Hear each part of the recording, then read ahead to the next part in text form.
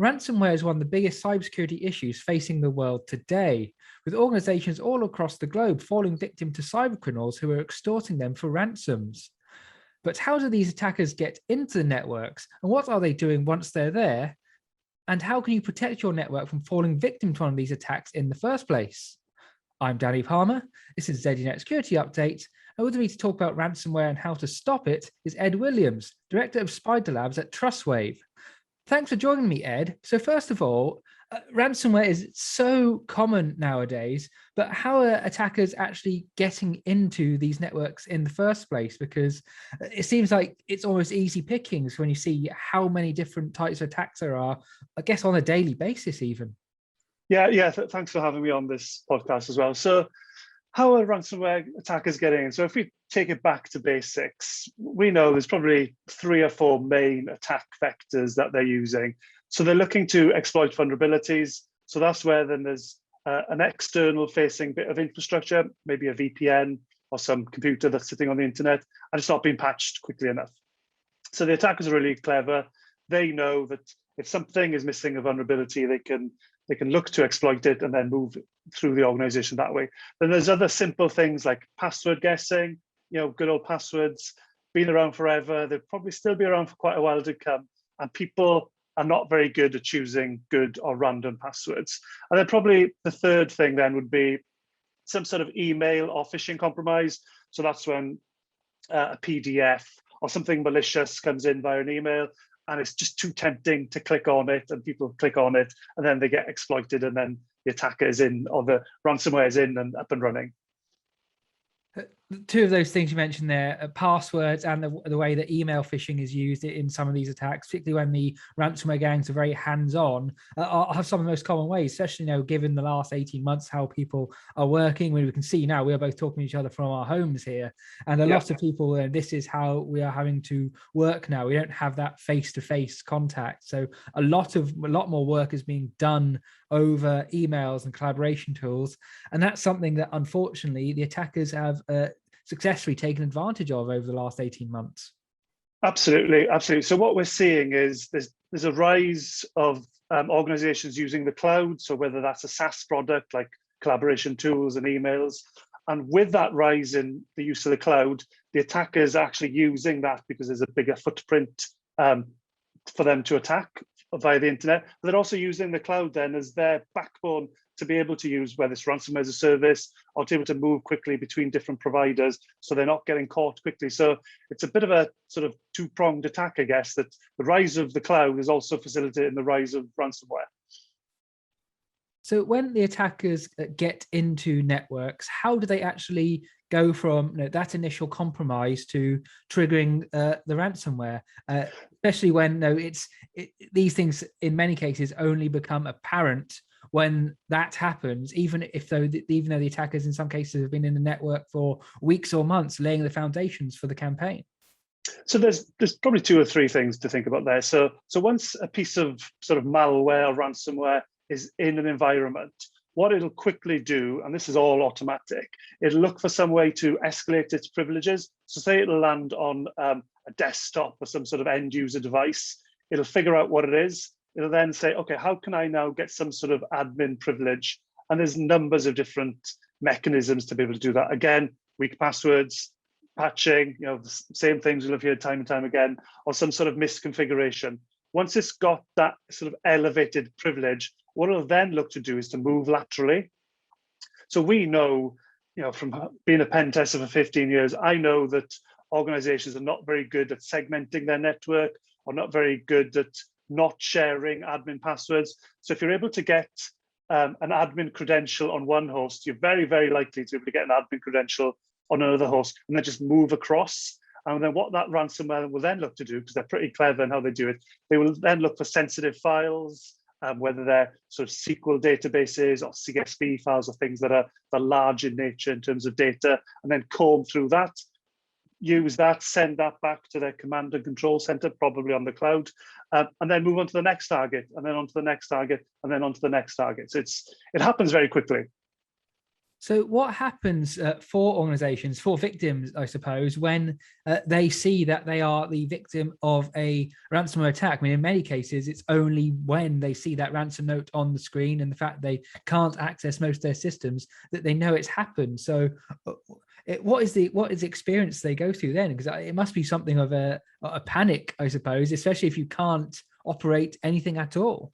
It is. It is. So the impact is probably three main areas that we see. So the first one, once the ransomware is in and propagating around, will be the exfiltration of data. So anything that is sensitive or deemed of interest will get siphoned out via a command and control channel.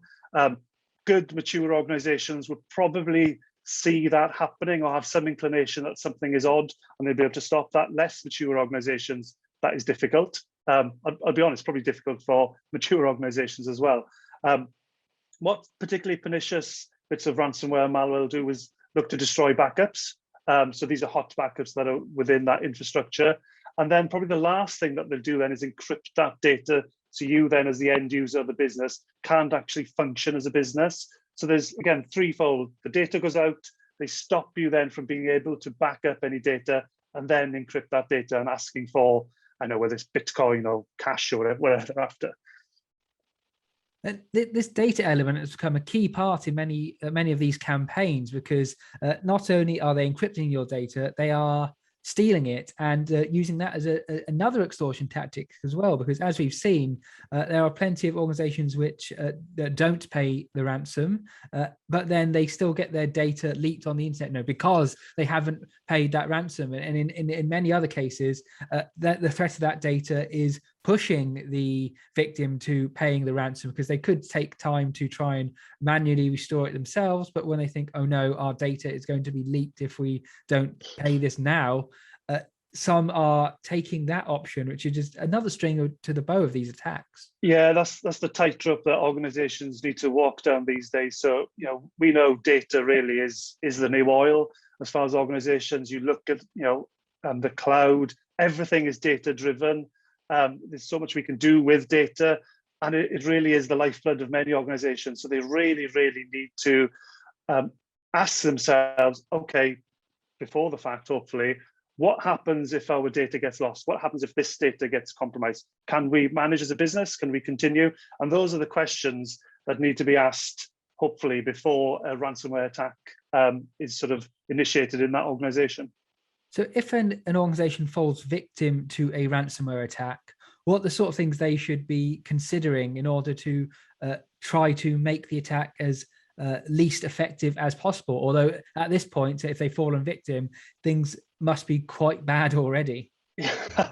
So again, it depends how mature they are in an organization. I would suggest the first thing to do is not to panic, and to, again, sounds easier than said. So, but what we see mature organizations do, and when we're pen testing, we try and mimic ransomware and sort of nation state attackers, is what you want to make it difficult to cross certain boundaries, so you can lessen the impact of a malware attack or a piece of ransomware. So if you can do that and say just one business unit gets compromised, then that is much easier to isolate, to determine what's going on, contain it, and then bring services back online. If it's an entire organization, then it gets really difficult. So you've got to first of all determine what is going on, where it's going on, bring those services down, then try and eradicate that malware, ransomware, whatever it might be, a host at a time, and then look to restore data then from maybe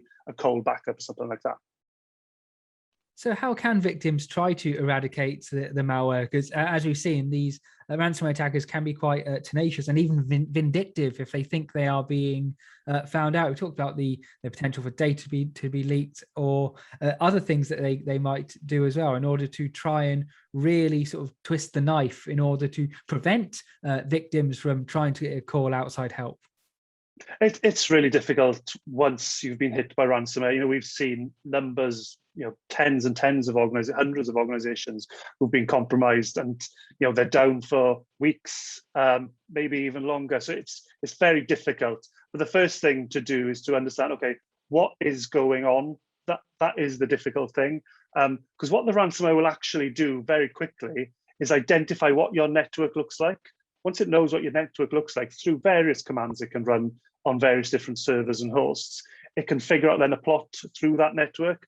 And we've seen all too often that organizations don't know what assets they've got. They don't know what data flows they've got, and malicious code, malware, ransomware will figure that out very quickly. And you mentioned it being particularly pernicious. It'll actually, in some instances, sit and wait for a certain action or trigger to happen, and then do what it's intended to do. So it's very, very difficult. Again, it's easy for me to say the best thing an organization can do is to get ahead of it and make sure they've got those hurdles in place. So first of all, the initial access is very difficult. Then the sort of consolidation and preparation, where I talked about the lateral movement and the privilege escalation, make sure that is really hard. And then the impact, then making sure that doesn't happen, or the impact is as minimized as can be. But again, all very difficult, needs to be planned, needs to be thought out before the case. So what are some of the key things that organizations can do to help protect their network from falling victim to a ransomware attack in the first place? Because I suppose the best way to make sure that a ransomware attack doesn't have a massive impact is to not become the victim in the first place, which in the world we're living in right now might be easier said than done, but there are still steps which can be taken. Oh, absolutely. There's always things that can be done. So the first thing that I would always recommend all organizations do, regardless of size, is have a really good understanding of what assets they've got.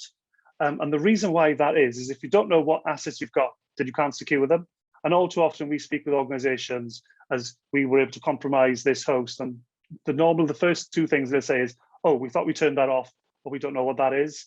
And that is what is getting exploited and getting attacked by ransomware and malicious threat actors. So really understand what you've got both externally, so internet facing, and then internally as well. Again, sounds easy, but in large, complex, heterogeneous environments, it's something that needs to be done all the time and constantly. Once you've got a good understanding then of what your assets look like, then you can build in layers then. So you can do good vulnerability management to making sure that there's no exploits available for your kit that's out there, making sure that you're doing this regular, because we know exploits, they come out pretty quick and they can get weaponized pretty quick by malicious threat groups. Again, once you know what assets you've got, making sure that you're locking all these things down. All too often we see things like RDP on the internet, or VPN without 2FA, or multi-factor authentication, all those good things. Making sure that you've got the basics covered, and then as well, passwords, making sure that you've got a good understanding. You're removing default passwords, you're removing quote unquote weak credentials, because they will get compromised. And then you've also got things, defense in depth type things, and like good segregation. Again, difficult to do in reality, but it's totally possible once you've got a good understanding of what your environment looks like. And as well as that, making sure things are run with least privilege. So not having one element get compromised and then that just leaves total access. So making sure, say an end user is compromised, then that is the only thing that bit of ransomware can do, is compromise that one user. So there's a lot there, but it really goes back to the basics. And the reason why we call them the basics is because they need to be done across an enterprise. Very difficult to do in reality. Definitely, that's one of those things here where it's easy to give out this advice, but if you're a massive organization, sometimes these things can get lost, especially if you're having to deal with people being remote now. You can't. It's not so easy to provide software updates and patching and that sort of thing. If all of your users have their devices, particularly if they're using applications which aren't cloud-based, that can make things really tricky. Oh, definitely. These are really complicated issues, but a lot of the tooling is available, but to deploy it at scale takes effort, and it's very difficult for organizations really to get an understanding of the return on that investment. It's funny, we'll ask an organization before a breach, what's your security budget, and it's X amount. After a breach, it's almost unlimited in many situations. So it's having that discussion and having that understanding of what is the impact should the worst happen. And then once you start that, then you can build up, as we mentioned, asset management. Getting things regularly pen tested is a very good way of making sure that you're staying ahead of the curve. And we know that Technology is something we can test, but you've also got to look at the people and the process. We, right back at the beginning of this conversation, we spoke about phishing. That is still so popular. Organizations and ransomware will still leverage phishing because they know people can easily be seduced into clicking on things and opening things that they shouldn't be doing. Well, hopefully anyone watching this will take this advice on board. They can help them avoid being the next victim of a ransomware attack that we're talking about. Thanks for joining me on ZDNet Security Update, Ed. And for more information on how to keep your network secure from cyber attacks, ransomware, and all manner of things on the internet, be sure to like and subscribe to the ZDNet YouTube channel. And of course, there's plenty of articles, features, and guides on zdnet.com. Thanks for watching.